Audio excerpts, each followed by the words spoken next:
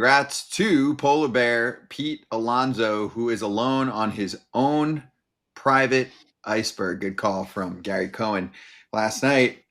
253 and 254 were hit last night for Pete.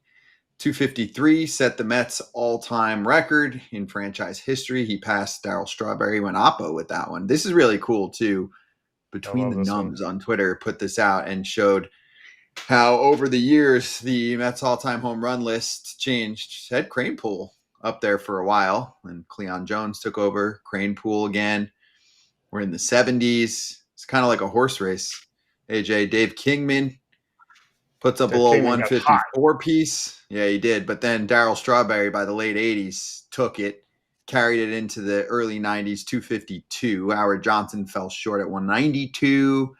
And now we're in the mid-90s. Todd Hundley up to 124. Bobby Bonilla moving up the list. Mike Piazza very much moving up the list, getting himself into the 2 spot at 220. Now we're in the early 2000s and heading into the 2010s. David Wright. You thought David Wright would get there?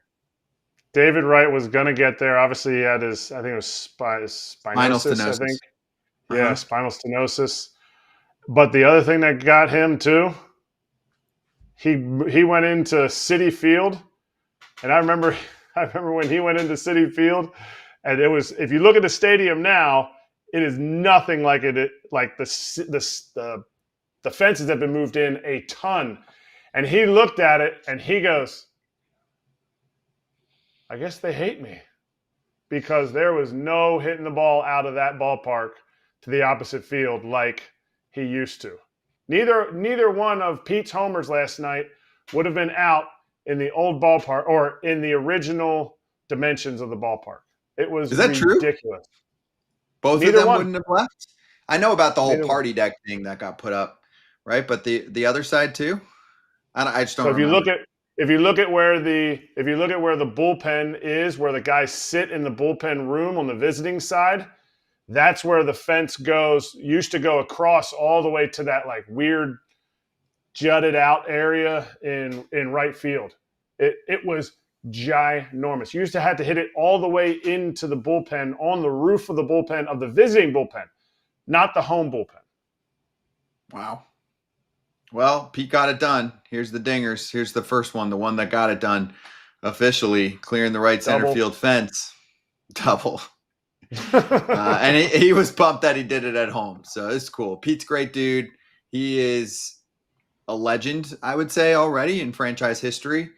AJ, and beloved by fans. He just fits for this franchise. I have to sign a couple things. A couple things here on this. One, yeah, the fences were moved in, but did you ever go to the old Detroit Comerica before they moved those fences in?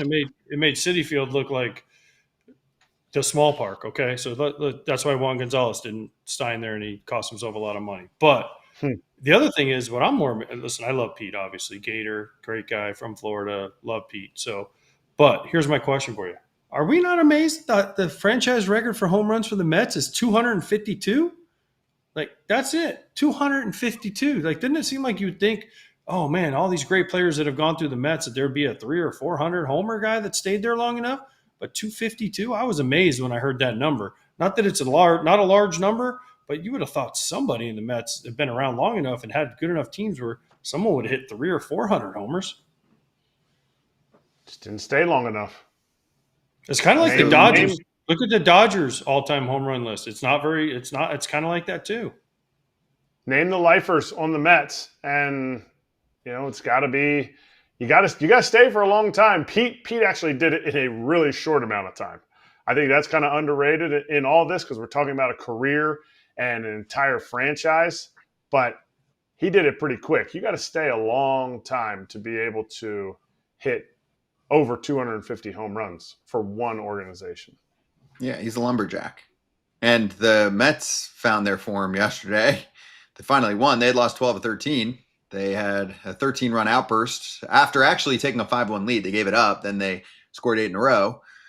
All runs scored with 2 outs. And Spencer Strider ain't it right now. He knows it. His stuff's not the same at all. His last 2 starts against the Mets and the Brewers, 5 homers, 8 2/3, 13 runs, 19 hits. I mean, that is not Spencer Strider at all. Mets still have concerns, though. I mean, they ran out of fireworks, first of all, which is, come on, guys. You ran out of fireworks? What if you had an 8-homer game? You got to have more fireworks available. I'm kidding. But they did demote Frankie Montas, and they are going to call up Nolan McLean this weekend, who's one of their top pitching prospects. And some people are like, it's about damn time. Our show collectively has been pretty hard on the Montas signing, and we will continue to do that. So we'll see what this guy looks like. One of their top prospects, great stuff down in the upper minors. So we'll see what happens. But anyway, for the Mets, they still have work to do. Got to maintain that position in the wild card. Outside chance of chasing the Phillies for the division, but it's going to be tough. At least the offense found their form against a guy who's a shell of himself right now. So